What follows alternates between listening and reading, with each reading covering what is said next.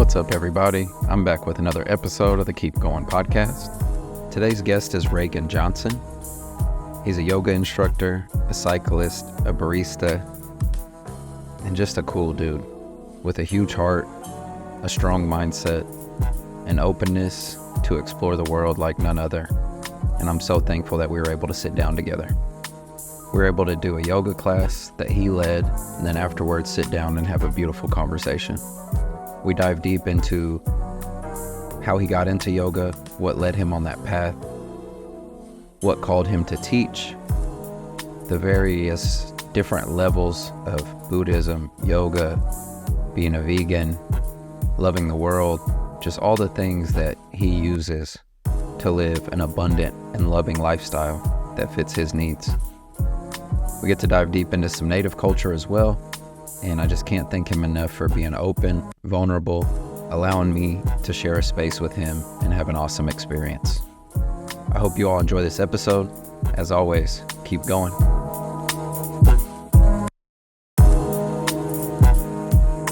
Thanks, bro. I appreciate you doing this, man. Thank you. And allowing me to do a sage blessing after we did yoga, I'm just like super grateful. I told you that today was busy, but it's been a tough few days, and coming here, getting the reset, following your lead, it was really nice. So I appreciate it. Yeah, hey, we appreciate the blessing. Yeah. And for having us on here and doing all this in the studio. It's really cool.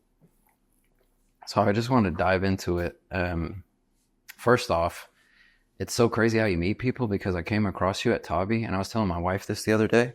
I said, you know why I think I like him so much is when we would meet at Tabi, he was like not over talkative, like not like cold, but just like pretty pure. Yeah. And it's funny that we didn't interact that much, but then when I interviewed Jay, you're like, hey man, what's up? And then it just connected. So I think your energy spoke more than your words, and I thought that was cool about you. I appreciate that. Yeah, for sure. Means a lot. And knowing Jay and getting to see you now, it's nice that we're kind of linking each other. Mm-hmm. So I just appreciate you, man.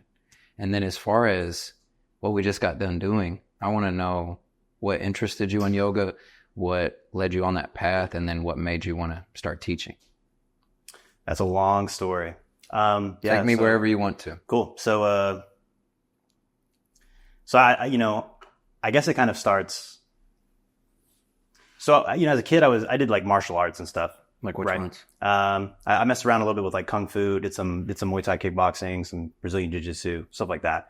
So naturally, like those arts, and then, I think every kid is kind of into anime a little bit, right? You got Avatar: The Last Airbender, Dragon Ball Z, whatever. Mm-hmm. Naturally, that's going to like influence you with some of these like Eastern ideas, philosophies, practices, stuff like that, but not really in a way that we fully understand it, right? We're kind of seeing this,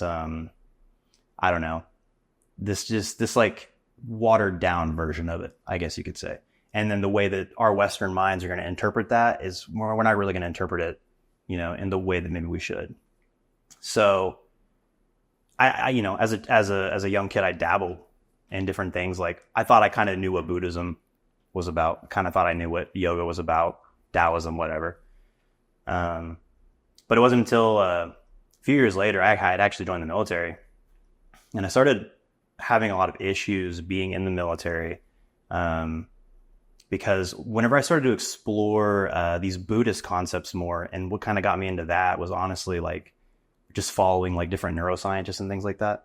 They were talking about all these benefits of meditation, how there's a lot of science and philosophy that backs up meditation, how good it is for you, how it can like really change your life, just all those things. And so I kind of just started reading about meditation from like a neuroscience lens. But then naturally that kind of comes into this like Buddhist practice. So I started getting really into Buddhism. Next thing I know, this thing is like kind of transforming my life. And, I'm learning some things about the country that I'm not super proud of.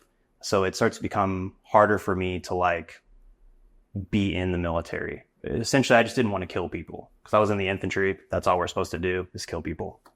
So really started to struggle with that. Had like my first like mental breakdown ever.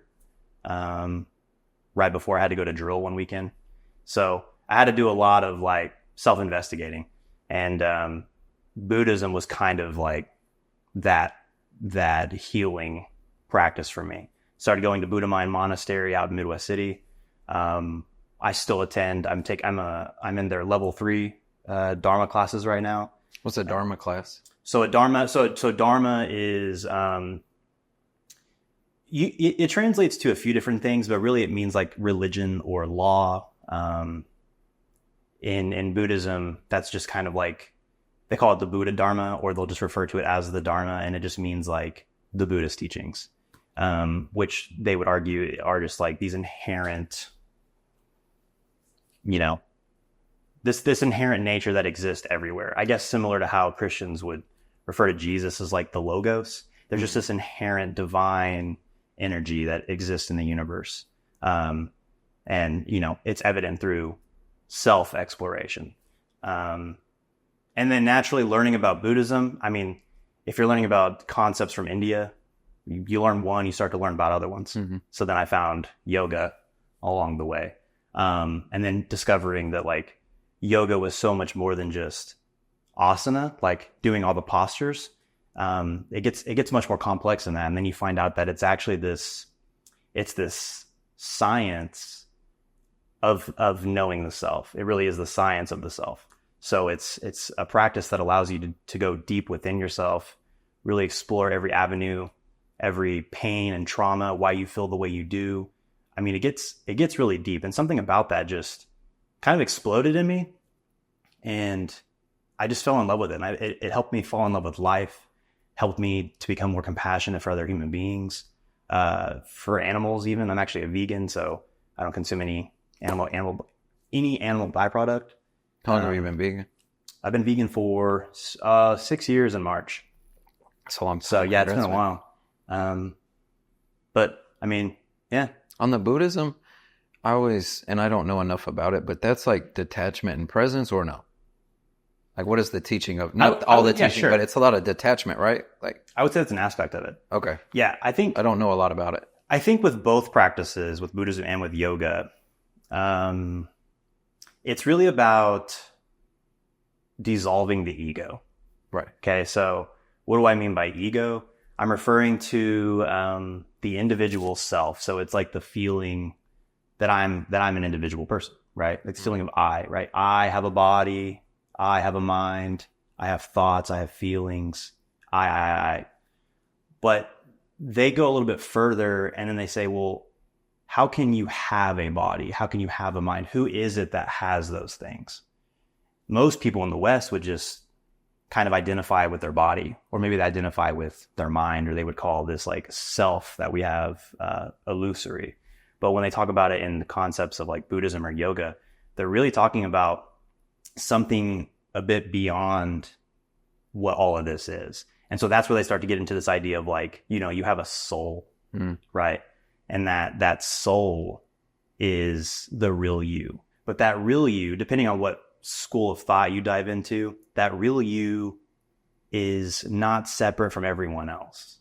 So you sitting here as Zach, myself sitting here as Reagan, we're just like, so this would just be an illusion, right? We see ourselves as separate individuals, but in reality, we're not. We're actually the same being. We've just forgotten who we are. And so Buddhism teaches that would be the Buddha nature, right? And so one of those, they call it avidya, which is like, which means ignorance. And so one of the things that we're ignorant of is the interconnectedness that all people, all of life, everything in existence has. Because when you break it down, I mean, even if you bring science into it, what are we at the smallest level? We're all just atoms, right? Interacting with each other. So they just take that a step further, and they go even beyond physical matter. When you say we're all one, is that like there's just energy and then we're just a piece? Or what do you mean in your thoughts? Yeah. I feel like energy is like maybe one way that you could talk about it. I think they tend to talk about it more in like as consciousness. So there's a term, it's Satchitananda, which means existence, consciousness, bliss. And they say that that is the original nature of all things. There's a story, I guess there's several stories with this, but one of the main stories that comes out of India is this idea of what's called a Leela. A Leela is a divine play. And so it's essentially saying that God is all alone and then decides one day to forget that he's God. And so then he goes and hides himself into all these individual human beings, but also animals, any kind of life form that can have a soul, has a soul.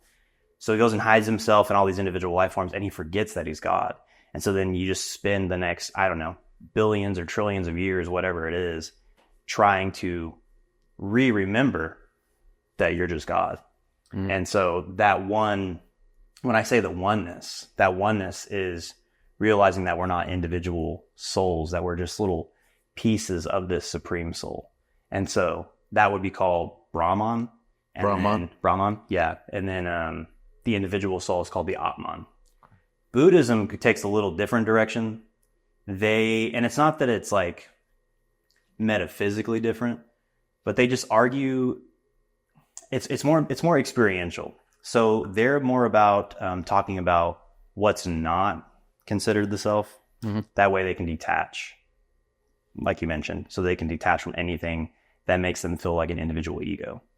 I like how you brought it up, because you never know what, like, everything's connected. Obviously, that's what you're basically saying. But when my uncle passed away, my grandpa's brother, one of the stories that someone told at the front was, yeah, when we used to ride around in the truck, he'd say, look at that mountain, that's God. Look at that roadrunner, that's God. Look at this, that's God. So it's nice to hear that coming from you, because I used to not be a believer in certain things that came my way, but I would always just like question coincidence more. And now it comes at me in so many ways. Like, that was a year and a half ago, and I haven't heard anyone say that. And then I'm sitting here with you, and you're mentioning that that reinforcement has been empowering too. Yeah. It's kind of interesting how once you open your mind a little bit, that those blessings continue. I don't know. It's heavy stuff, but in a good way. It's kind of healing. No, it is for sure. Yeah. So when you got into yoga, then what age are you around there? Because you're in the military. So what age group or age range? I think, how old was I? How old are you now? 30. 30? Yeah, I'll turn 31 in May. So this is back in 2020, whatever the math is. So a new journey, kind of. It's still long enough to establish it, but fairly new journey. Yeah, I'd say so. I mean, I grew up Christian, like most Americans. Had like an angry atheist stage. And then, just as a kid, like kind of experimenting and reading into all these things as I've gotten older. But, Buddhism was really, I really got into Buddhism around probably 2018. 2020 is when I started getting into yoga. And even then at the time, I was still kind of just like new to yoga. And I was like, no, it's still just this workout, we're just stretching, like whatever. But the more I read into it, the more I was like, oh no, this is like, not only is it very similar to Buddhism, and I later found out why, because they come from similar teachings. I mean, you could argue that the Buddha is a yogi. But yeah, it's been around since, I don't know, 2018, 2020. What things did you find through your journey that, like, you learned about yourself? You said through yoga and Buddhism, you learned so much about the self.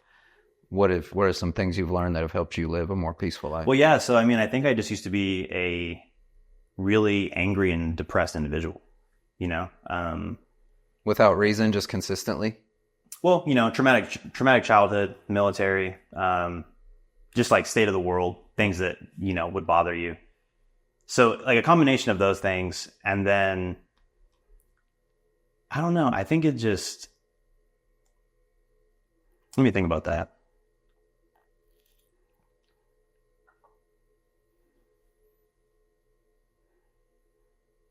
There's like a form of escapism, right? So you have all these like negative feelings, and then at some point you just start to abuse all kinds of things. Like you can be abusing drugs, you can abuse alcohol, you can play video games consistently. Like you're just always looking for these distractions. And I think a lot of us are doing that. We're always looking for distractions and a way out because we don't feel comfortable with just sitting. Take boredom, for example. Why does boredom bother so many people? Why are we always trying to escape boredom? Why are we always trying to stimulate ourselves again? Those things aren't really good for you, and they just it's just a distraction upon a distraction upon a distraction. And you're not ever finding any of this peace within any of that. It's just You know, it's like you're just putting a Band-Aid on it, but you're not really like, you're not curing the ailment or whatever. Yeah, and you probably be burnt out when you do get a moment to breathe because you've just been stimulate. Exactly. And so I think a big part of it is really just finding peace. And, you know, part of finding that peace is detaching. It's de-stimulating. It's sitting in silence. It's watching all of those emotions and thoughts arise in you, you know, because that's a big part of the practice of meditation. I mean, you're really just sitting. And a lot of people think it's, let's control the mind, let's control the thoughts, right? I kind of, it's less of that, and it's more of just kind of watching the mind, watching what it does, and noticing something that you probably don't notice, but you know, your thoughts will just arise. You're not really producing them. They will just come. And once you realize that it's not you producing them and that you are not the thought, it's a lot easier to take control of your life. So if you struggle with anger, it's a lot easier to notice, oh, hey, I'm getting a little heated. Like physiologically, I'm noticing some changes in my body. I'm noticing some negative thoughts in my body, but I've been practicing meditation, so I'm able to kind of nip that in the bud before it gets too out of hand. Like that initial feeling of it, you can pause, recognize it, and then like it's not serving, you move on. Exactly. You just let it go. You come back to the breath. That's the practice of meditation. If you're distracted, you come back. Well, yeah, because when I was like taught about meditation, it was like if your mind starts to wander, bring it back. Yeah. And you're kind of saying it from a flip side too, that it's okay to wander a little bit because you're kind of exploring parts of yourself you may be burying. I've noticed with like breath work or even today's practice, it's like when you are in those states, your body starts to release emotion, and it can be tears or it can be happy or it can just be a breath of like rest. But it's interesting how something like that, meditation or yoga or whatever it may be, can like unlock these little pieces. The first time I ever did a breathwork exercise, it was a podcast, and at the end they did one as a group. So I sat down in the living room and I did it, and I just bust out in tears for like 4 or 5 minutes. Yeah. It was my first time doing breathwork, but like I was like sobbing, like crying everywhere. And I was like, wow, like I wonder how long I've been holding that. So it's interesting how powerful it can be, but it's also interesting to me that like your body holds on to it. Yeah. Like you're saying through yoga and Buddhism and meditation and these things to be able to recognize those emotions, but it's weird how our body kind of like keeps it stored. Yeah, you can store, and what a lot of people, we did pigeon in there. A lot of people will actually hold stress in their hips. Mm-hmm. So for whatever reason, whenever you're doing that pigeon pose, something about that, people say this all the time, but they cry in it because so many people are holding so much stress there. That was the position I was in when I was releasing. I wasn't crying today, even though I was close, but my body was like really relaxing. And you're like, lean a little more into it. And it's just crazy how you feel. I don't know. You're the teacher, so I'm sure you're exploring it and also helping others explore that side of them. But it's a nice journey to be on. Yeah, for sure. What led you to teaching yoga then? You fell in love with it so much, you're like, I need to share this with people, or did you feel called to do it? Essentially. Well, I'd say both of those things, really. It's something about, I just want to be able to create a space, where people feel safe and they can come and explore that and feel like they can cry, that they can release emotion, that they can explore these different, inner workings of the mind or whatever. But like, there's a big like workout culture in the United States. And, I'll probably say this a few times throughout this whole conversation, but like, I feel like the West just kind of like cherry picks a lot of things. We just really water down stuff. So when you think of yoga, a lot of people here, they just see it as an exercise. And I saw the value, like the bigger picture value of it. And so I wanted to share that more with people, right? And it's not just about exercise, it's about awareness, right? It's about that self-exploration.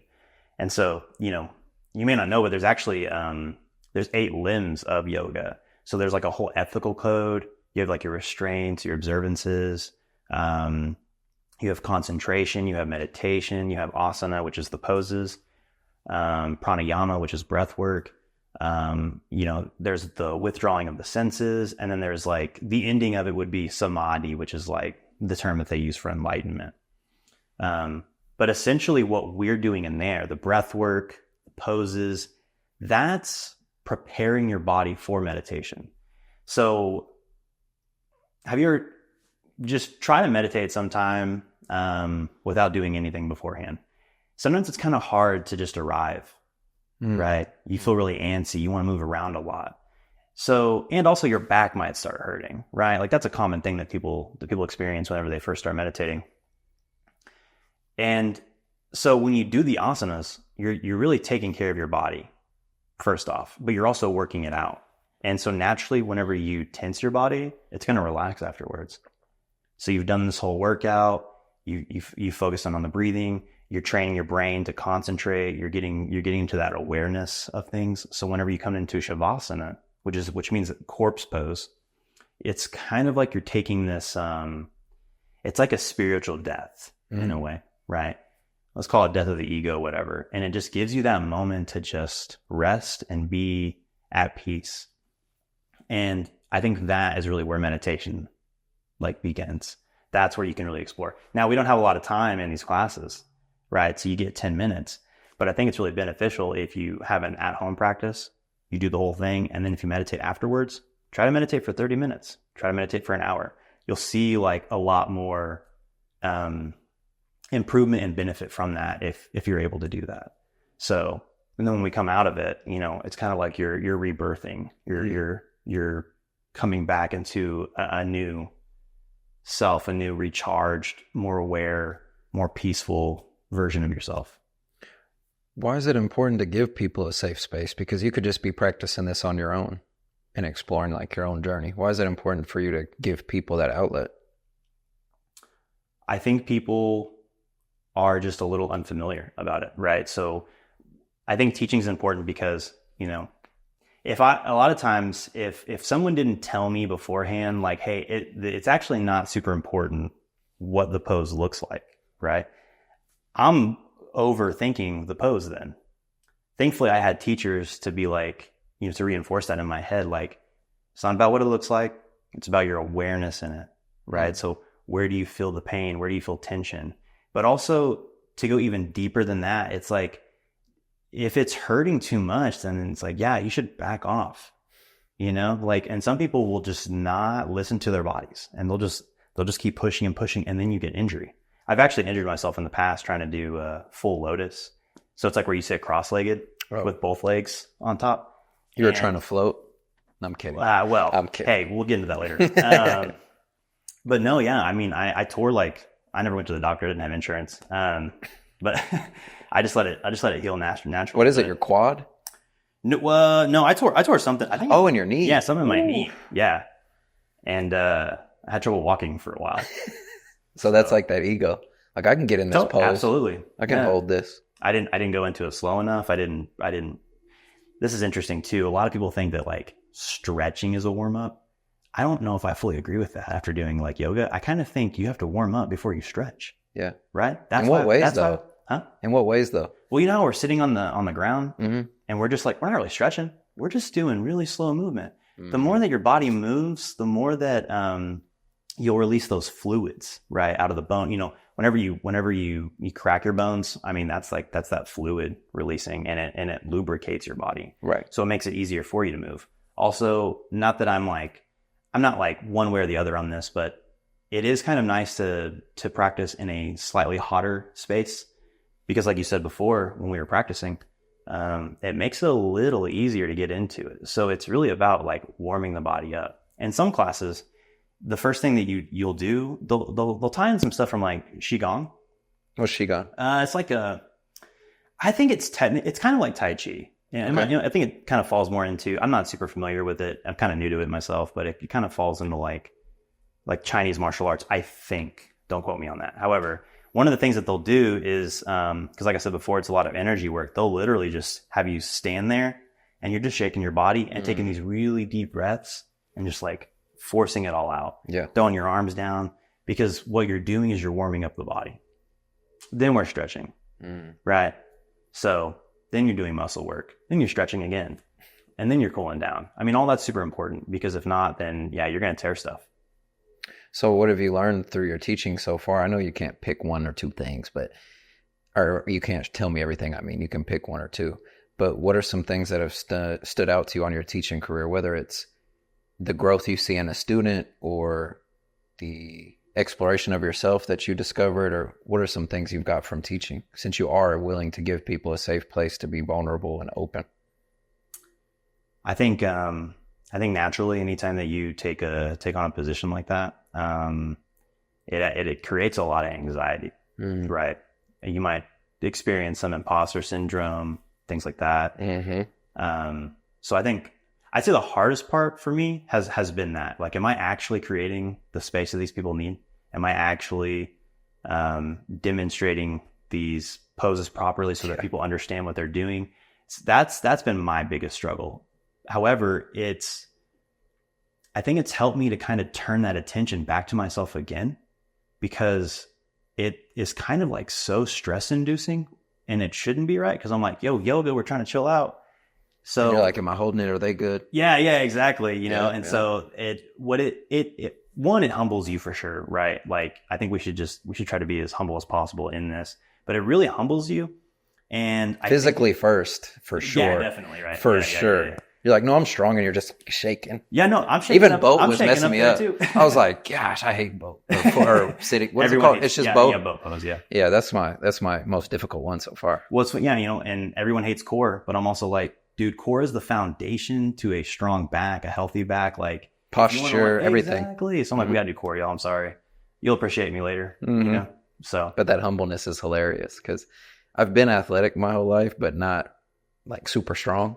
And the thing that stood out to me in yoga were like the little muscles, like the fibers. Yeah. I'm like, oh, my ankle's kind of loose right here. I even fell almost a couple times in there. And it's like, I don't know. It's good to not take yourself so serious too. Honestly, that's the point. And it's interesting. So you'll see in, once again, Western yoga, a lot of times there's not really men in the classes. A lot of times, like, I'll just have a whole class that when it's just women. A lot of the instructors, they're women. And because for some reason there's just like this, I don't know, toxic masculinity or whatever gets in the way. And people think that it's like not challenging, or that it's like too feminine, which is just a weird concept, because let's go lift weights, right? Lifting weights for us is kind of easy, just naturally. Like, if we're talking about our biology, doing all this like stretching and stuff, this is really hard. Like, we're just not as naturally flexible as like the female body is. Yeah. So and that's why you see, like, I didn't mean to cut you off. No, you're good. When you see athletes, like, once you get higher in athletics, professional level, things like that, it's a lot of band work and mobility. Exactly. And going up and over with your hip. It's like little things. It's not just curls. Yeah. Because you need all that full body strength. Yeah, but and then there's the emotional like side of it. Like, I don't know. A lot of times dudes don't want to be in touch with their feelings, So they're like, it's not for me. And it's like, it's all good. Maybe one day it'll come around. Well, you spoke about like the power of the safe place, and then looking back inside you. So as far as your own ego, what's that journey been like for you? Like, now, are you at a place where you feel like you don't act off your ego? Do you feel a lot more peaceful? How are you through your journey? I mean, yeah, I would say hey, you spoke for me, right? If you feel like my energy is calming when you meet me, then that's another thing. When people tell me that they enjoy my class, whenever it did do the job that I wanted it to, that kind of reinforces me to know that, like, okay, I'm at least doing something right. And so, like, that makes me feel good, right? Like, that makes me feel like I'm doing what I need to be doing. But yeah, I mean, I don't know if it's egotistical to say this, but like, I don't really feel like I'm egotistical. I'm not very competitive. I only like, not even with yourself? With myself. Yeah, I was going to say only with myself, really. Okay. But I don't really like competing against other people. I'd much rather like uplift other people and show other people compassion and just do what I can for others. I mean, at the end of the day, I just believe that I'm a servant, like, to humanity, and like, I just want to be a healer. So whatever I got to do to accomplish that goal is kind of what I'm like striving for. I just want to be as patient and understanding as possible. It's weird too when you get into those leadership roles, because that imposter syndrome is like so strong. Yeah. But getting that reinforcement is healthy. But it's nice when those roles come across your path and you take them and it was meant for you to take it, because you could just pass it up. There's so many opportunities that go by, but you took a second and was like, I'm not really vibing with the military and the killing and all this negativity. And you went the other way. You know, you could have just stopped doing that, but you went to the polar opposite and not only explored yourself, but now you've probably explored other people more than you would have before. You might only be surface level with people, but I'm sure now your connections are a lot deeper. Yeah, I would say so, for sure. And, you know, that's another thing is a lot of people, when they get out of the military, they're not doing that like self-work that they could really benefit from. You know, a lot of times they just like self-destruct. Mm-hmm. I actually teach a free monthly veterans class for that reason. I'm trying to make, I'm trying to create a space where more veterans can come in who may or may not have struggled with the same thing that I struggled with. A lot of people have seen and done way worse things that they regret. So I think it's important to have those people come in because I think they really need healing. That release that they'll experience too will be just unimaginable. Yeah. Yeah. And I don't know. So many of them are so closed off. Like when you meet them, you know, they just feel awkward or I don't know. They just don't want to share what they went through. And it's understandable, but I think they need that release. How do you feel like it's made you like embrace your emotions since you've been on this journey? Because that's a big thing. Yeah, no, I love that one. So I'll tell you this. I used to not cry. Like you'd start to and just... No, not even that. Just never. No, whoa. No. Yeah, there was a point where I genuinely don't recall like experiences in my life where I would cry. And I used to think that I just had some kind of like mental processing thing. You know, people go online like, oh yeah, everyone has autism, right? And like that was like a fad for a little bit. And so then I started thinking about that with myself and I'm like, man, like, do I have this too?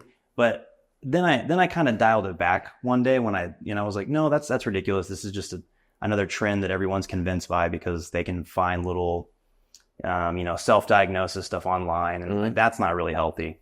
And honestly, meditation and yoga, it really helped me to learn how to like explore my emotions. And I think I got to a point when I realized that I have a lot of repressed emotions, right?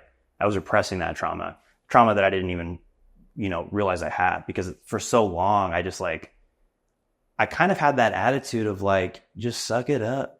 You know what I mean? Like, I always thought it can't, like, there's got to be someone having it worse than me. That's what I used to think. So I would just bury my trauma. I'm like, no, it's not that bad. No, yeah, there's people like are homeless, or there's people that are this.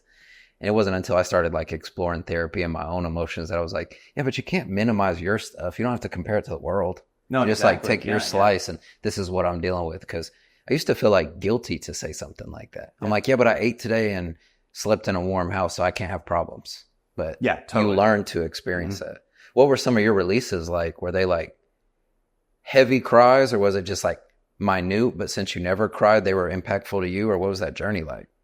And it doesn't have to just be tears, because it can be happiness too. Well, I think it's like, I think that first like mental breakdown that I told you that I had, that was like the first time that I ever was like full blown, like, bro, I can't come in. Like I remember I called like my NCO at the time and I was like, bro, I don't know what to tell you. I can't come to drill. I was like, I'm freaking the fuck out. Like I was crying. I was like shaking, like, and I don't know what, I didn't know what was going on. I'd never experienced this before. It was just like I felt guilty. I felt so much shame. I felt scared because I didn't want to continue to be a part of an organization that is killing people. And a lot of those people are innocent people. And I didn't want to have to do it myself. Thankfully, I'm blessed to say that I never had to do that. But you were on the path too, so it took decisions. Exactly. Yeah. So, I mean, just thinking that I was once a person that wanted to do that, I think is something that bothered me a lot. Yeah. But now, is it something where like that fuels you to be better, or you realize that was just like a section, it doesn't define you, you can just be happy now? Or is it more of like a fuel thing where you're like, I can't go back to wanting to kill somebody? Is it more like the happiness is so strong that you forget that part of you? Or is that like a motivator? I guess is what I'm asking. I don't know. I think now I have so much compassion and appreciation for life in general, that it's not a fear that I'll ever go back to that like desire, like want, or feel like I'm honorable somehow for killing people. I just don't have it. It's just non-existent. I just think that we live in a pretty, a pretty corrupt world where I think there's a lot of elites all around the world, and they're just kind of making all the poor people fight against each other. And we fight against each other for silly things, right? Resources, or our differences in nationality, language, skin color. And that kind of goes back to this like practice, right? Because not that I think culture is a beautiful thing, but at the end of the day, are you identifying with that culture so much that it is kind of ruling your life? And I think a lot of times, and it doesn't have to be like culture specifically, let's just say nationality. Some people like, they get so caught up in their nationality, and it's like, what does that even mean to be American or be Irish or be British or whatever? Like, you didn't choose to be a part of this country. You didn't choose your family. You didn't choose to be in the body that you're in. Like, you just got there by coincidence or whatever reason. I don't know. Some people believe in, the idea of karma, and you got there somehow, but Right. it's just like, it doesn't really mean anything. Like, when, I think, who was that one comedian? Is it, George Carlin, I think his name is. He has a whole bit about it, but he's like, it doesn't really make sense to be like, I'm proud to be Irish or I'm proud to be American. Like, what did you do to be proud of that, right? And I'm not saying you can't be happy to be those things, so you can't like enjoy this culture that you've like grown up in. Like, no, all of that's awesome. I think human culture and all the differences in human society is like, it's really beautiful. And I think that we should appreciate all those differences that we have. Like, that's something that I think is so cool, all the different manifestations and explorations and different life experiences and journeys that people go through. But instead, we get so caught up in our own that we're willing to kill other human beings for. And at the end of the day, it's like, we are really all like part of the same being. Like, we're all one human family. We're all one species. We all belong to the earth. So it's like, why don't we just work together? Right. And it sounds easier said than done, but I mean, yeah, that's really what like yoga and Buddhism taught me, is like kind of detaching from that identity. So I don't like to identify as a white guy or as an American or whatever. Like, I'm aware of all the things, but at the end of the day, I'm like, I'm a human being. I'm a sentient being. And I want to respect all life, all of nature, the planet, animals, people, etc. Is that what led you to being vegan? Yeah. Yoga and things like that? What's that journey been like for you? Dude, I love it. So I got a lot of like health issues that kind of just naturally run in my family, like high blood pressure, heart disease, diabetes. Every time I go get my blood work done, they're like, whatever you're doing, just keep doing it. So I think honestly, it's really benefited me like health wise, but also just like, I kind of just think it tastes better. I feel like my energy levels are better. Like, meat just kind of grosses me out. Yeah, I don't know how else to explain it. And that was just at that moment, because obviously you grew up eating meat. It was grossing you out growing up, or it was like once you became more aware? I probably when I started becoming more aware. I'll be honest though, my family is kind of weird about meat. So I guess my stepdad, he used to work in I think he was essentially like a butcher or something like that. And he gets really squeamish and grossed out. So he just like told me one time that they made him like jump up and stick a knife in this like cow, and he had to like use his weight to pull it all the way down. And I guess all the guts and blood and stuff just like got all over him. So he got really grossed out. So now whenever he eats like beef and stuff, he's like, we'll go to the restaurant, and he orders it well done. Right. He's got to have. He's like, I don't even want to think it's meat by the time I get it. No, yeah, it should be charred. No, for real. Yeah. That's crazy. And it's funny because you can see it affecting my little brother too. So my little brother, he just is like, and he doesn't have the practice behind it, right? He's just genuinely grossed out by meat. And he's like, yeah, I just eat eggs now. Like that's kind of the extent. He doesn't eat fish, doesn't eat pork, beef, none of it, just because it kind of grosses him out. Have you noticed mental benefits for yourself as far as like awareness or I guess focus or anything from it? Because I noticed when I've dabbled in a bunch of diets. Now it's more of a balanced diet where I'm make sure the things I source, I know where they're from. Yeah. But when I was doing veganism. Sure. Yeah. Sure. Yeah. Listen to me. No, but I noticed for high endurance, I was a little lacking. but maybe that was just my diet. I wasn't doing it correctly. But I noticed the inflammation and the recovery was fast. So I was doing a lot of martial arts when I was doing it, and I felt like I could bounce back quick. Like I could do rounds, rest, be ready to go. So it's... When you were doing vegan. Yeah, I felt like it. And then I cleaned up my diet to where I feel good doing that now. But that were the main things I noticed was like reducing tightness and then more bounce back. I think that makes sense. You know, I personally haven't noticed any kind of fatigue from it. I mean, I did that 100-mile bike ride with Jay. When was that? That was we did it over the summer. I think it was July. Just like last July. In July, you all are psychos. Yeah, we are. That's true. Yeah, we do a lot of crazy stuff, but we also did it on single speeds. I didn't add that. So 100 miles on a single speed bike. Yeah, vegan. Just legs burning. Yeah, honestly, you know what was burning worse than that? Actually, no, my legs were burning, but it was from the sun. It wasn't from the pedaling. What was hurting the worst? Honestly, yeah, probably my legs. I had this crazy sunburn afterwards. I mean, it was bad. Like it looked like I probably should have went to the doctor or something, but of course I didn't. You just no sunscreen, just toughing it out? Yeah, I did. Yeah, I'm not gonna lie, I did that. My skin is so sensitive. My wife laughs at me because we're about to go like work in the yard. I'm like, where's my sun hoodie? Yeah. I feel like such a goofball. I usually don't apply it. Maybe I should, but I don't know. There's a healthy version of getting it too. Yeah. You got to soak that up. Yeah, you need to soak up some sun. Yeah. Are you into grounding at all as well? Since you're into yoga and things like that? Yes and no. Define grounding. What do you For me, it would be either grounding myself, so kind of like a meditation, just like finding my breath. But I feel very, very in tune when I put my feet in the grass. Totally, yeah. So like my wife and I have traveled a lot, and every time we travel somewhere, we make sure to ground. But like I've had my feet in a bunch of different oceans or up under big green trees in Scotland or things like that. And I always feel real connected. And even the other day I was in Tulsa. You all need to go to the Philbrook Museum. Yeah, I've been recommended that. Okay. A lot, yeah. The museum was cool. I'm always into looking at art, but the garden in the back is crazy. It's like 25 acres and it's just gorgeous. And like I told you, it's been a stimulating few days, weeks or whatever, because the real estate business has been busy, which is good, but that comes with a lot of stress. And when I got there, it was Sunday. What's funny is I tried to find a way out. Like I went to pay and she's like, oh, it's X amount of dollars. And I was like, well, I just want to see the garden. Maybe I shouldn't do it.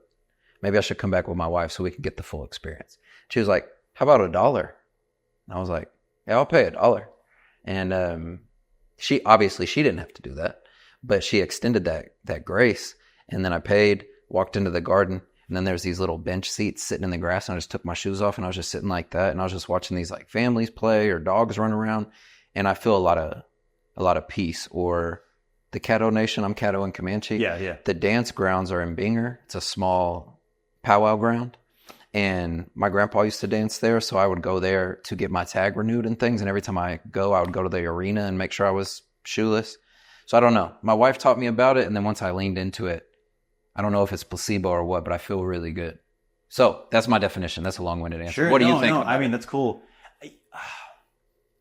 I'm obviously not from India, but I've a lot of the... Is that where grounding originated? I don't know. I don't want to say that, but what I will say about it is a lot of different like gurus and, they talk about that. Like that's like, it's very common to be barefoot in India. Mm-hmm. I don't know if it's like for that specific reason, but I think it makes sense that there's just like, there's energies in everything. I mean, everything is energy really at the end of the day. But also I think you have like so many nerves and things like that in the sole of your foot. And so a lot of people don't realize that, but there's a lot of different sensations that you can be connecting to. And it's not something you deal with a lot, or you do a lot? I kind of just walk barefoot a lot. Like, so you do ground. That's what I mean. So for me, it's just like, when you say grounding, I just think it's interesting that it's become like a separate topic. Like I had a guy, he was talking to me one time and he's like, you heard about that new trend? And I was like, what? And he's like, grounding. And I was like, he's like, yeah, it's just my wife going out there walking barefoot in the grass. He was like mocking it, but I'm like, I think that's just like a normal thing that people have done for thousands of years. Oh yeah. We just started wearing shoes. And so now it's just like this like concept that people act like they've never experienced or heard of before. You know what I mean? Right. So So yeah, I do ground. I guess I just don't call it that. If that Right. makes sense. It's just how you live. Yeah. Yeah. I try to walk barefoot as much as possible. We It do just it a makes lot sense. on our hikes and stuff. And it's always funny. Like someone will walk by and be like, why no shoes? Or one time we were in England and we were grounding. Well, not grounding. We were hiking barefoot. And let me tell you, when you're in England and the grass is so wet, it's just super soft. Dude, that sounds awesome. It was crazy. So like you'd be in the mud and then you could go over to this dry, soft, huge grass and like clean them off. It was just so great. Really? Yeah, it was so great. But I'm walking with my shoes and he's like, don't want to mess up your shoes. And I was like, I just kept walking, obviously, because it's an old sweet man that doesn't know what he's talking about. But it was funny. And then we were anything about grounding? No, loser. No, I'm kidding. But we were Old people. We were in Sedona one time and we were hiking barefoot and a guy was as well. And he walked by and was like, yeah. And then just kept walking. And I really liked it. Like I liked to be included with him. I was like, hell yeah. Him and his wife were just happy to see us. Like they didn't want to talk. They're just like, yeah, like you're getting it in. So it's interesting how those things can help because they're, like you said, with the Western world being more sped up and like just taking pieces. It's like, if I take time to stretch, if I take time to explore my body and my mind and give my body, my nerves, that opportunity to feel that as well, it's like crazy how many benefits. And then pair it with your diet being so healthy, it's like there's a lot of cloudiness cleared up, I feel like. Sure, mentally, brain fog or whatever. Well, yeah, and it's interesting too, like, so my yoga teacher training mine was 6 months long. It's different for everybody. But I mean, we're talking 6 months of content, right? And that's just the basic, like, level stuff that you need to know in order to teach it in a Western setting.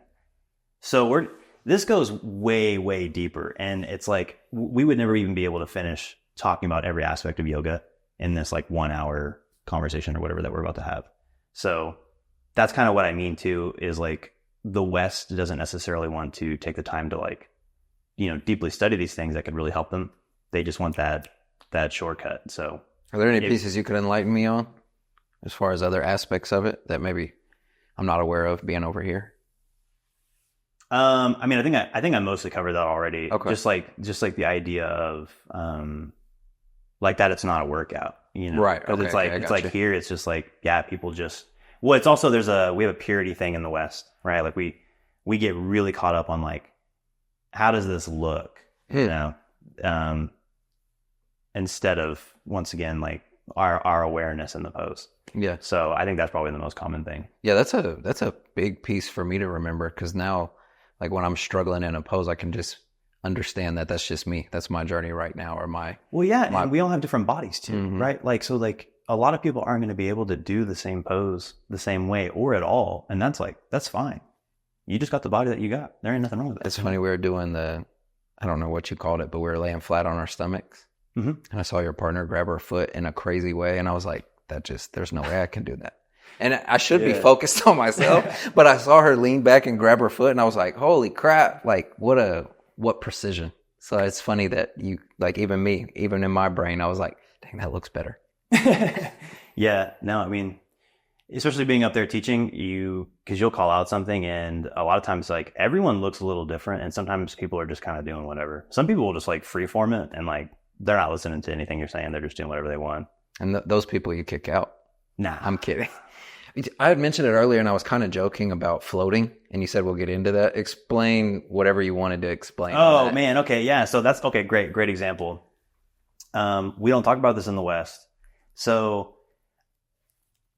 believe what you want to, but I forget what the exact name for these terms are, but essentially there are yoga superpowers. They talk about it a lot in Buddhism too, like later on down the line, like the more that you learn. But essentially they claim that through the practice of yoga, and this is not the goal, like the goal is not to achieve these powers, because at that point you're missing the point again and you're becoming attached to just being superhuman essentially. And what that will end up doing is, like, they would argue like you reincarnate and then that karma. There's a Buddhist story about it. Let's go with that one. So there's some story about this guy. He was a guru, and he learned how to fly. This is where the floating comes in. So through these powers that he achieved, he was able to fly. And at some point, he lost concentration, and he fell to his death. And then they say something like whenever he reincarnated, because he was so attached to flying, he reincarnated into a bat instead of another human being, right? So all that to say, they're not the goal, but they are just things that can come from the practice, or from doing it really intense for several years. I'm not saying that anyone here in the West has ever achieved that, but there are a lot of yogis. Like if you read the Yoga Sutras, I mean, it talks about all of that. So one of them is floating. One of them is growing really, really large. Really? Yeah, really large. One is like shrinking. Whoa. Invisibility is one. And this is interesting too, right? Because this isn't like an uncommon thing in other faiths. Or other cultures too. Like other Jesus walked on water, right? So I'm just, or healing people. A big one is, if you know anything about Ram Dass. Ram Dass. Ram Dass, yeah. Ram Dass is probably one of the most famous, probably the most famous like Western yogi. Okay. Because he's from here, right? So he did, he studied psychology for 20 years. He had a PhD, clinical Harvard psychologist.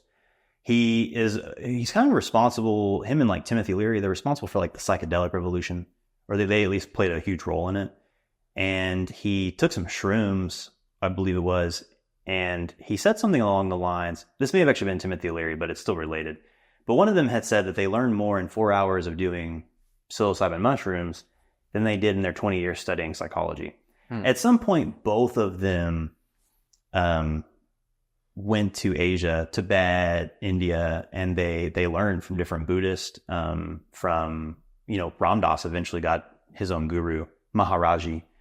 And he has stories upon stories upon stories about how Maharaji could read his mind. Whoa. And how that played into it, and how even though he could read his mind and he knew all of his thoughts, he still had nothing but unconditional love for Ram Dass. And so that's why he loved his guru. And in that culture, in that practice, a lot of times the guru is considered God, like they're a manifestation of God. Like once you become a fully self-realized being, I mean, at that point, like you are God. You've unlocked it. You've tapped in. You're just existing in this human form until you die, and then you just return back into this pure state of consciousness. But yeah, mind reading, he argues that a lot. The invisible was interesting to me because I interviewed my uncle, which was another one of my grandpa's brothers, and he had passed away. But in the interview, when I was talking with him, he talked about getting some medicine from a medicine man. He's Cheyenne Arapaho, but it was medicine that you could use to become invisible. And basically it'd be for two people to use. So like I would have some, you would have some. And then if we were in a situation where you wanted to be invisible, we would just have to make sure we're looking at each other. And they did it like in a creek setting where Harvey was on one side, the associate friend, brother, whoever it was on the other side. And they used it, and the people just like walked right past them. And I just feel like before I took time to be open-minded, those things would seem fake. Yeah. But then it's circling back around and you're bringing it up. And it's interesting how powerful other medicines can be, or mindset, or practices. It's just like, it's so much deeper. Yeah. Sound. It's like the floating, the growing. It's like there's all these other things. Like you used a great word saying he tapped into it. There's all these other levels. Like you can be really good at like coding computers, but you can also like explore this whole other realm. Yeah, exactly. Well, and they even say in the Yoga Sutras, they mean, at least in the I can't remember if the actual sutra says this, or if this is just like the commentary on the sutra, but they talk about how these things can also be achieved through the ingestion of herbs. Okay. So why I find that interesting is because you have so cannabis in some of the practice. I mean, India has so many different practices and different versions of yoga and asceticism and things like that, right? Some of them use cannabis, right? Because they think it connects them to this like higher meditative state, to God, whatever. Same with like Rastafarians, like they do the same thing. Or you can think about it how Catholics take communion, right? Like to them, they believe that it literally transmutates into the flesh and blood of Jesus Christ. And then, that allows them to have grace or eternal life or whatever. you know, the Native American church and their use of peyote, shrooms, etc. Like all of these are considered just different. What I would argue is they're like different sacraments, you know, to make a Western audience understand that more. They're all just like a different type of sacrament that allows you to achieve those yogic powers, or they can also be used to kind of get a little glimpse into what I think enlightenment is, or like what it means to experience God. You should, if you haven't, you should read the book Living the Bhagavad Gita. I think I saw it on your story. Yeah, by Ram Dass. Or I think it's actually called Paths to God. Living the Bhagavad Gita is the full title. That's an incredible book. He dives so much into all of this. Like I think it's pretty groundbreaking, mind bending. Like I love it, and it changed my outlook on all of this stuff. And now when people tell me crazy stories and things like that, I just take it in. I just believe them. I have no reason to doubt anything anyone's saying. Like, I'm not saying I'm gonna like stumble into it, but I love hearing about it, and I don't say what walk of faith or culture that it comes from. I'm for all of it. Yeah, I mean that's echoing what I said earlier, where I used to like want extra reasoning, but then my uncle tells me the story, and I'm like, dang, that's crazy. Maybe I can experience that. Yeah, it's like you don't think of, no way, because I've had crazy experiences myself. You had mentioned earlier, like having some crazy, I guess we can use the word spiritual experiences. You mentioned skinwalkers, things like that. It's crazy because I was thinking of bringing that up just now. I'm for real. That's because we're connected, bro. Yeah. You want to get into that? Yeah, I want to, because I've had some crazy experiences and it always feels great, but I want to just like dive into yours because I feel like we're not both experiencing it now, but there was definitely a time when we were closed off to all this.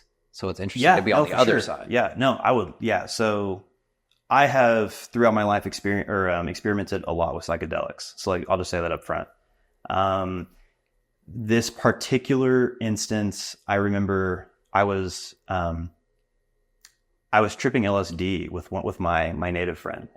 He's in the Muskogee tribe, and what type of setting? I'm sorry, I'm a details No, you're guy. good. I want to. We're in my apartment complex. Okay, gotcha.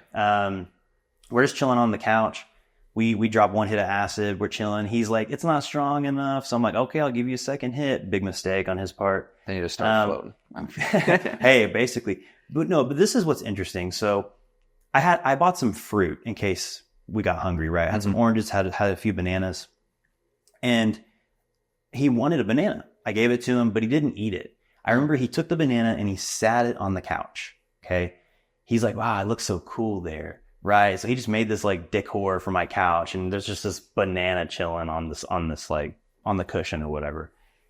And we're hanging out, we're talking about everything. And at some point he starts telling me about, I don't remember if I asked him about it, why he brought it up. He's talking about skinwalkers.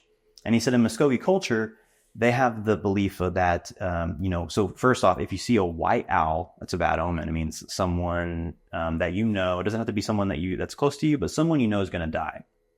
And then he told me that if you see an owl walking, yeah, on the ground, that would be weird. It's a skinwalker, 100%. And a short little owl walking, or would it be tall at that point? No, it's a little one. Okay, yeah. Ooh, that's even creepier. He didn't specify, but he's like, yeah, if you see an owl walking, it's a skinwalker. And I was like, okay. And what's a skinwalker?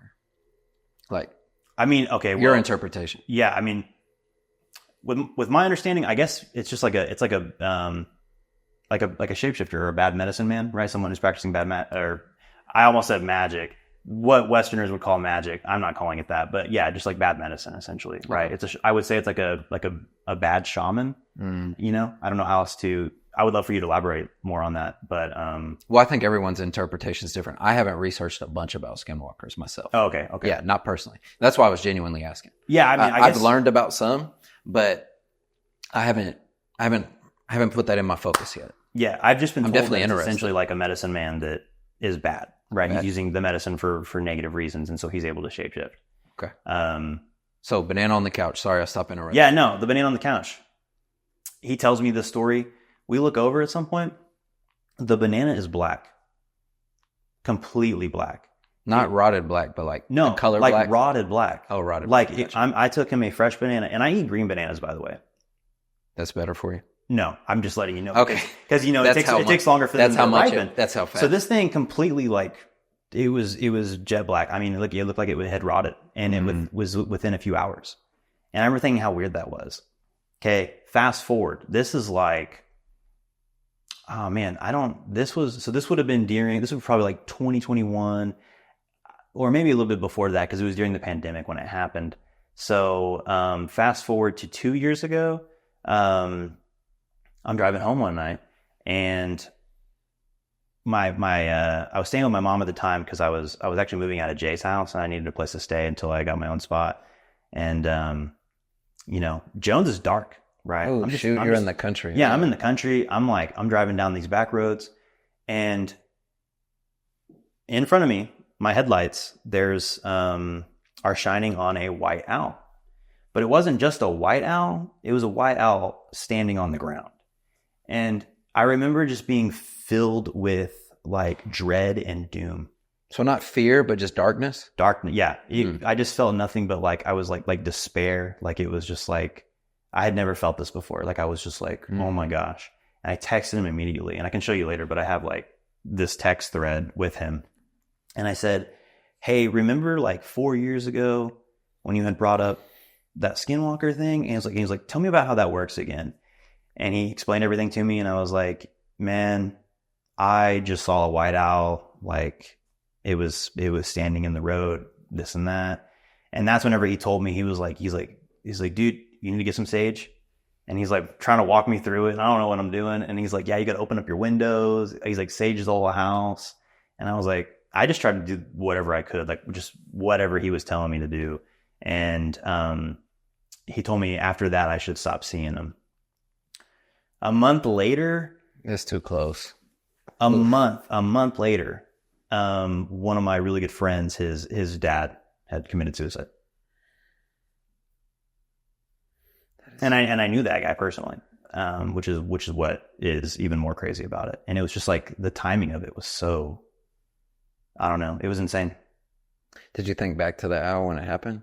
100%. Yeah. I mean, I knew because I remember being so like bothered by it. I think all week I was telling people like, someone I know is going to die. I don't know how soon, but it's going to be soon. And I don't know who it is or what, but someone's going to die. And I remember I was like looking at Reddit threads like about this stuff too. Yeah. And there's people like, they're like, yeah, this happened to me. And within a year, someone I knew died. And a year is like, okay, mine was a month later. Yeah, and that's like, close. Yeah, I was like, oh shit. What'd you do when you saw it in the street? Did you like swerve? Did you press the gas? No, I was like, just like, yeah, I just went around it, dude. It freaked me out. I was like, I didn't know what to do. I wonder if you would have hit it if it would have just stopped you.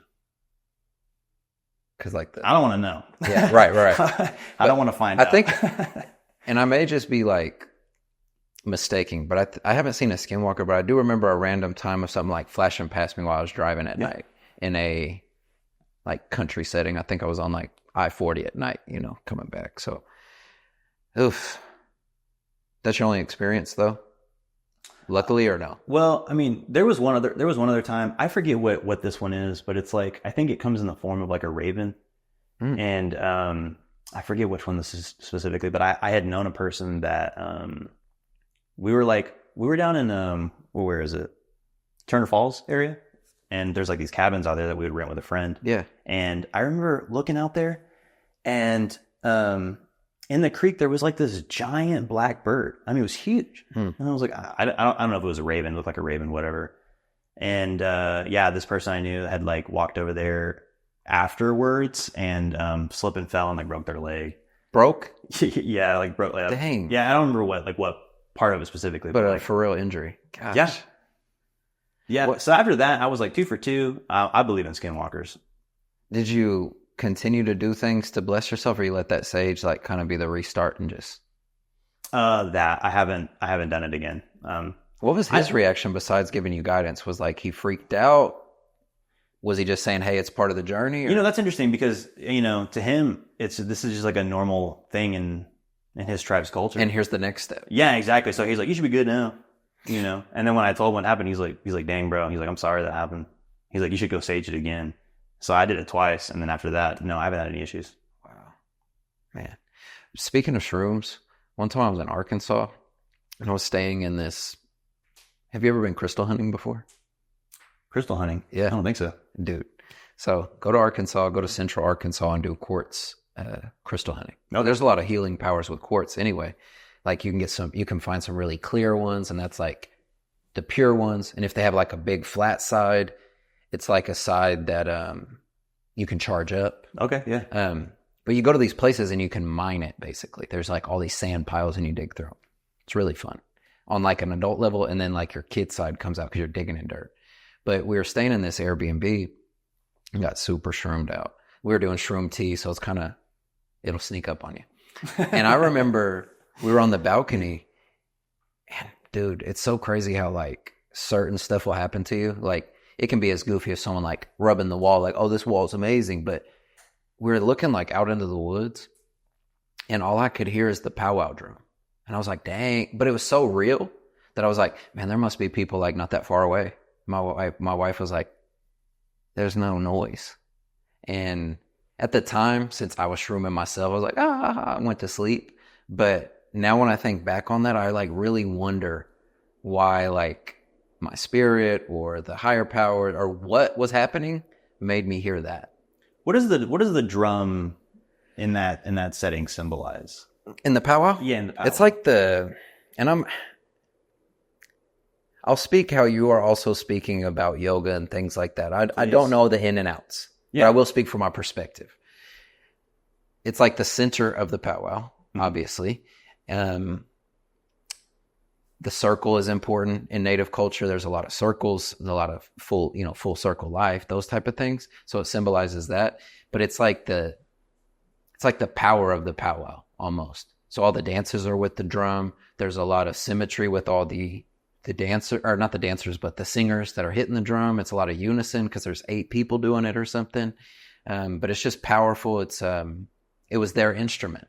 So I'm sure there's deeper meanings as far as spirituality, but that's like their outlet. How some people have flutes and things like that. They'd have these, deer or buffalo hide drums. Yeah. And it still gives me goosebumps anytime I hear it or like think of it deeply because it's like, I don't know. It's hard to put into words, but it's very emotional when I hear it.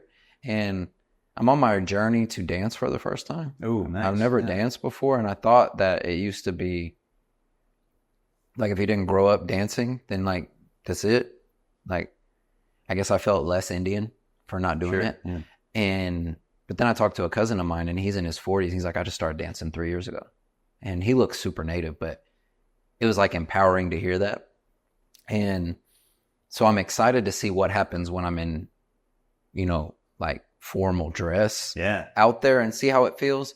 But I love the drum. My grandpa tells me, or would say, that I think it was Comanche from the waist up, Caddo from the waist down, because I don't have a lot of rhythm, but my head would go crazy. And he was like, you know how to dance like from the neck up. You're just uncoordinated. And there's something special about it. I've got some recordings that we would play together, or sometimes when I'm going through a rough time, I'll just play that style music. But there's something powerful about the symmetry of the drum because it's a similar noise over and over. And then like the singing because there's a leader and then the people repeat it. And it's just powerful. I'm probably not giving like the exact medicine of the drum, but the feeling of it is unmistakable. Yeah. So, okay. I find that interesting because it seems like sound is such an important thing, like in all of creation, because so you have, okay, well, actually for the Western audience, the Bible, right? God speaks everything into existence, right? But then whenever you're looking into like yoga, you have the sacred syllable Om. Mm-hmm. And Om is the sound of creation. They claim it's a primordial sound. What's primordial mean? So I would argue it's the original sound. It's the most ancient sound. Every other sound and all things kind of emit from it. Mm. They even often will say that different manifestations of God, like in India, so like whether it's like Shiva or Krishna, they'll say that, and Krishna actually says this in the Bhagavad Gita, which is a whole like this. It means the song of our Lord. But in the book, he's talking to this guy Arjuna, and he tells him that he is the sacred syllable Om. So he is literally the sound. And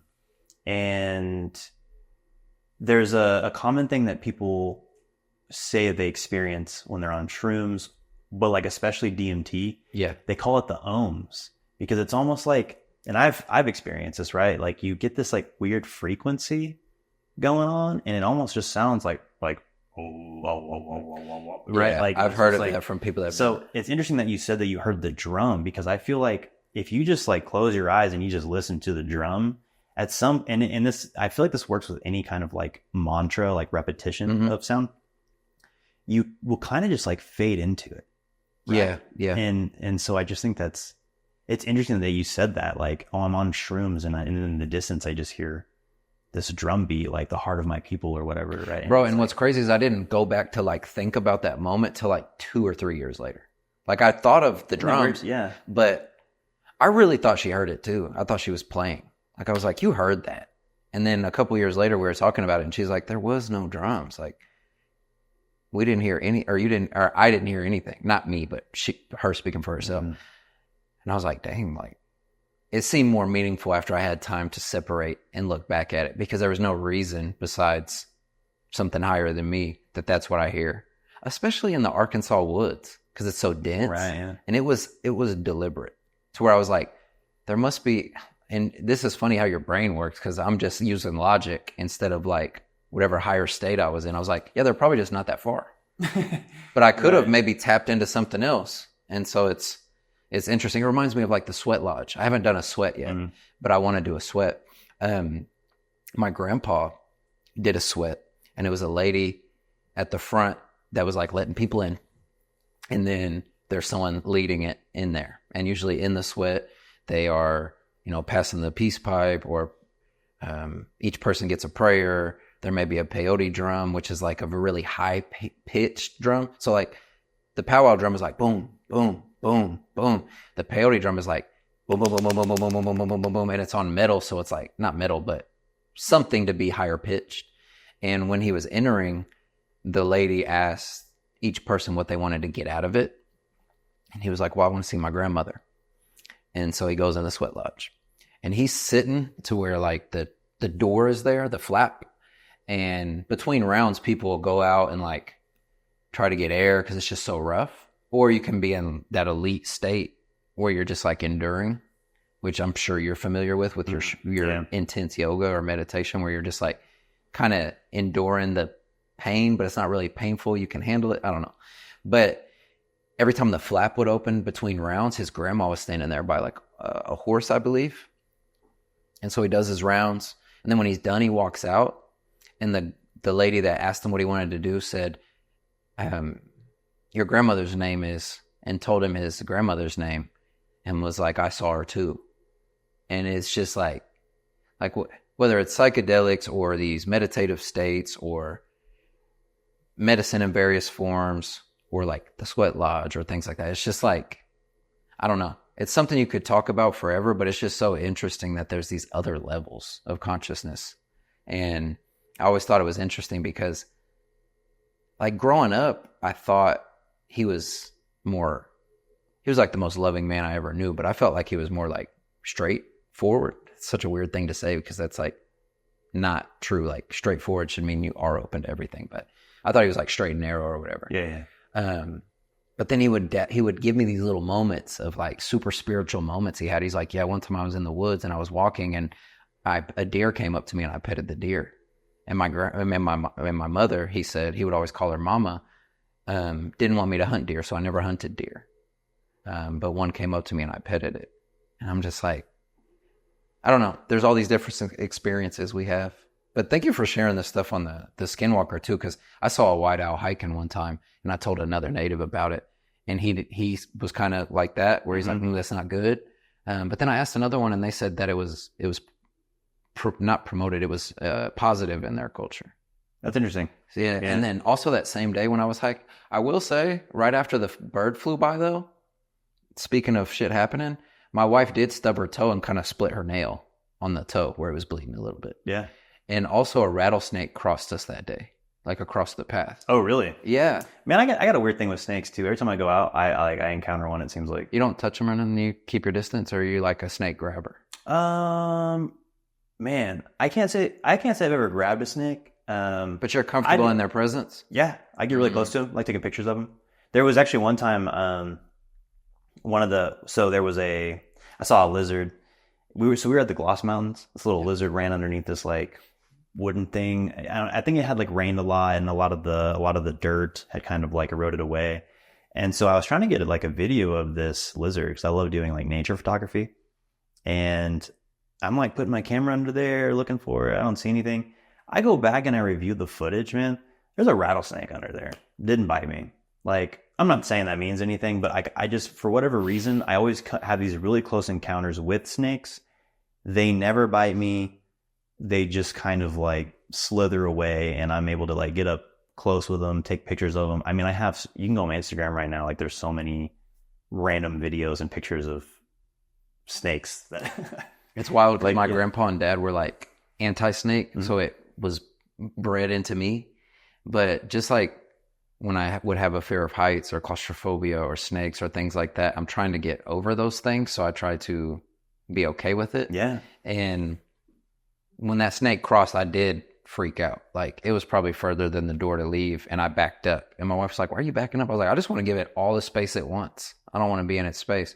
But I'm trying to get more comfortable with it. But I just, my grandparents and them were scared of snakes, and then I had another grandpa that had a big ass snake, like a room size snake, like a boa constrictor. So it's just like too much. Yeah. So I think snakes have like, well, I don't know. There's a lot of cultures where I think snakes are kind of like revered as like these great deities or whatever, or beings. They have some kind of spiritual significance. But in India, or at least in yoga, like, I think the snake like has a lot of positive things about it. I mean, there's like, I think it's called the Naga. I forget, but there's like, I want to say this is it's one of the Southeast Asian countries, and I can't remember at the moment, but there's like, they usually depict the Buddha with like, this thing called the Naga, which is like a multi-headed like serpent thing that, is just kind of like around the crown of the head. And I think they claim that, if I'm not mistaken, like that he received the enlightenment or like the message from that snake.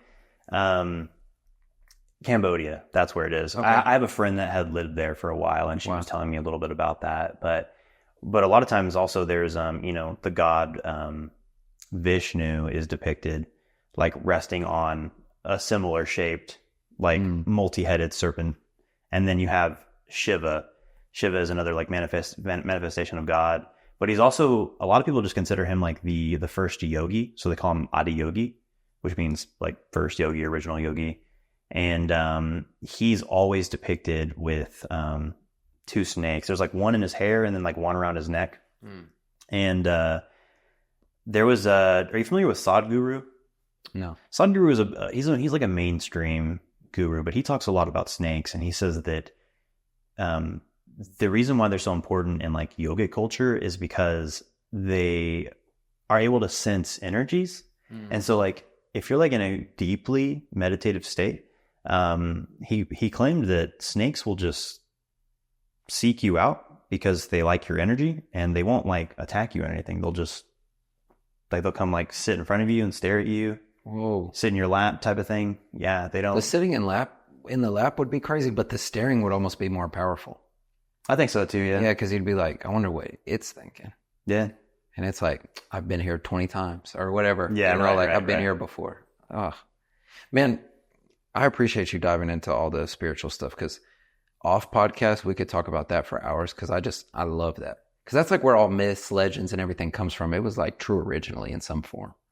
Yeah, right. But I wanted to dive into the coffee scene because that's where I met you at. Sure. And obviously your cousin Jay has Caboose, which is so cool that there's all these connections. I was telling my wife, like, I think it's so cool that I met these guys, but now they're getting integrated into my life. So there's that synchronicity again. Yeah, I appreciate that. But what got you into coffee? What led you to Tabi? Like, what do you get from it? Just tell me a little bit about your coffee life. Man, my mom used to put coffee in my sippy cup. Like when I was 4 years old. I'm not kidding. Yeah, when I was like 4 years old, if my mom put coffee in my sippy cup, it was like milk, sugar, coffee. Like, dang, the sugar too. Wow. Bro, I did not grow up healthy. Like just a cracked out baby. Yeah, absolutely. Yeah, that and like fast food, man. I ate that every night. So yeah, I grew up drinking coffee at a very young age. So that is like the start of it. I've always loved it. My aunt and uncle actually opened up a coffee shop out in Midwest City. It's called the Underground. That was like technically like my first like real job. I started there when I was like 16. I had already been like super like in love with coffee. Like I would drink it every day for several years of my life. So this was just like being able to like work in it kind of excited me. And so started getting really into espresso and like espresso based drinks. I did that for a long time, but then I started to learn more about like the third wave stuff, you know, like learning more about the science of coffee, treating it more like how we would treat wine, like highlighting all those like complex tasting notes and things like that, learning all these different like you know, the different science of extraction and all these brew methods. That stuff just like, I love it. Like it just excites me. I love to learn all the new things. I love tasting new things. I think that's like, I'm such a big, like, I have a really like intimate relationship with like food and drink. I just think it's really important, especially like, it's just like a very valued cultural thing. And I think that we should be just super appreciative and giving with food and drink. And, you know, I try not to waste and stuff, but that was like, I just love tasting new things. And so I've worked at a bunch of different various coffee shops. I worked at Clarity Coffee for a while. Yeah, that's what you had told me. I remember that. Clarity is like where I learned the most. Okay. They have probably the most intensive training program. I mean, it takes 6 months to certify you there. And I actually quit there and went back to work there again, and they made me recertify. So I had to do. I didn't even know baristas were certified. They're not all of them are. I mean, some places take it pretty serious, some don't. You know, there's different levels to it. But I would say like the place, if you want to know the most about coffee, especially like third wave, like I don't think you get more third wave than Clarity, at least in Oklahoma. What's funny too about Clarity is when I first tried them a few years ago, I wasn't feeling it that much, but I think it was just the day. And then when I circled back, I was like, oh man, I must have been just mistaken, because I love it. The culture and the quality. Yeah, it's amazing there. Yeah. So I actually had left coffee for a little bit to pursue a mental health job.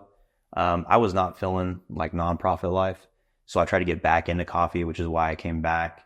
And somehow I convinced myself that I wanted to try a different mental health place. So then I started working for the Oklahoma Department of Mental Health, hoping that would be better. Honestly, it was equally as bad as far as like resources and stuff. I just didn't really feel like I was helping people. So I tried to get out of it again, but at this point I couldn't go back to Clarity.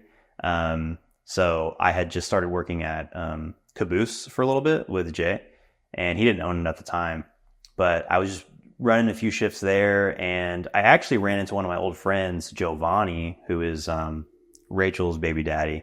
And I was like friends with him back in the day. Like he worked at Apple, I worked at Microsoft. I run into them at Target, and it was the day that they were actually buying pregnancy tests. What? Yeah, this is the crazy part about it. So like, yeah, they were like, I didn't even know any of this was going on. I didn't know who Rachel was. I had just met Rachel, and he was just like, yeah, Tabi's hiring. And I was like, what the hell is Tabi? And he was like, oh, it's a coffee shop right over here on May. I had never heard of it. So I sit on it for like a week. And I hit him up and I was like, yeah, I'm interested. Like, I want to hear about the job. And after talking to Tim, dude, Tabi is the best paying coffee shop in the state. Oh, I'm sure. He pays the best. And the ability to like, if I'm like, yo, Tim, man, is it chill if I'm not here on Friday and Saturday, like of this month, because I got this thing I got to go do? He's like, yeah, that's fine. It's the easiest thing ever. Like, he's such a cool guy. Yeah, he is. He's super chill. All these other shops, no disrespect to any of them, it's just really hard to like have this like work-life balance. It's just work. Yeah. And they want you to be married to it while making like $9 an hour. And I'm just like, that just isn't really like realistic. Like, and you get tips, right? So you're not really making $9 an hour, but still, yeah, but you know, Tim's paying you a lot more and you're getting the tips. And so it's kind of like you can just work there and like make a livable wage, like an actual livable wage. And so I always I felt really he, appreciate I always felt that he kept his balance in order best he could because he had certain days they're closed and they close kind of early. Yeah. At 3. I always respected that. He's actually and he might not know this, but his shop is one of the reasons I got into espresso. Oh, that's cool. Yeah, for sure. I was weight cutting and I was like, well, I don't want to do cortados anymore because I was a cortado guy. I was like, man, these are great. You get some type of sweetener in there too. You're like just up levels. Yeah. But I was cutting weight and my wife was like, hey, you should just drink espresso. I found this organic place, Tabi, and I went and it was just when he had the small place like this size with the pull-up garage door. And I went in there, had a good relationship, ended up turning into like a great friend that I'm hoping to continue that journey on. But it's that synchronicity again, like you're such a good person and that's where you're gravitated towards. It's so interesting. We have this funny joke at Tabi too. Like, okay, so we call it the Tabi energy. Okay. And I'm not saying it's real, but something about that little building complex thing, whatever that's called. You say someone, like you talk about someone, they show up. It's happened with you. We've talked about you. You show up. That dude Ibrahim. The diamond guy. Yeah, which to be fair, he works next door. So like, but it's like weird. Like we'll I talk bought about my wedding ring from him, so every time I see him, I'm like, nice. You're the man. Yeah, no, he's great. Cool. But it's crazy. There was one day, and our friend Ben, that tall guy that works there, he completely denies it, and so it's super funny, kind of just like using that to get under his skin a little bit. But one day, I'm thinking about my mom in my head because like I was like, oh, I owe her some money or something like that. I'm not kidding, man. Like in 5 seconds, she pulls up, and I'm like, "What are you doing here?" She lives out in Jones. I didn't know she was coming. She didn't give me any warning, any heads up. I just thought about her, and I'm genuinely 5 seconds later, she like pulls up, and stuff like that happens all the time. Like Tim will come in and be like, "I got Tabi'd," and I'm like, "Tabi, what happened?" And he's like, "Dude, I was thinking about this person I haven't seen in months." And he's like, and I walked down of my office and she's right there. Like, and just like stuff like that happens seriously all the time at Tabi. It's so strange. And then the barbershop next door, they claim it's haunted. That Tabi's haunted? Or the barber, yeah, like the barber. So like the barbershop that's like next door, they claim the barbershop is haunted. Interesting. A lot of the barbers in there say that, like their faucet will turn on. Like by itself, the TV comes on by itself, lights flicker, it's just all kinds of weird stuff. But the other claim it's haunted. And then next door, you got all this positivity. It's positive, but it's weird, right? Like that's what I'm saying. So it's like whatever you want to call it, but we keep coming back to this idea of energies, and that's like kind of where I leave it because I don't want to define it as any one thing. I don't think it's that simple. I kind of think contradictions and stuff like that just like exist in nature, and if we try to like logic and reason it too much, then it kind of clouds the experience, right? I don't think anything triumphs experience. Makes me think of that flying story you were talking about with the yogi. It's like once he realized he was flying, he dropped. Exactly. You got to just like you just got to be it. But he was trying to logic and reason it. Yeah. Man, I really like this. Boom. Yep. Yeah. Like, well, this is cool. Oh shit. Man, I knew that sitting down with you, we were going to explore a lot of subjects, but I'm happy that just for the person you are. I don't know you very well, but I feel like I do to an extent just based on energy alone. But there was a reason we were gravitated towards each other at Tabi. And there was a reason that I was talking to Jay and then circling back. So it's cool to finally get this experience. And I hope to have you on again. Before I end, did you have anything we had that we didn't cover? No, I don't think so. I already put my book recommendation out there for anybody that wants to read it. Y'all should definitely check out the Ram Dass book. And I'm just going to go ahead and say that I don't consider myself an expert in anything. So anything I've said today on this podcast, feel free to research it. I'm just human. So I'm wrong a lot of times, and I misremember things just like everybody else. So, but your vulnerability, your wisdom, even if you don't feel like you have that, was definitely expressed. So I appreciate you, brother. Yeah, I appreciate you, man. Thank you so much.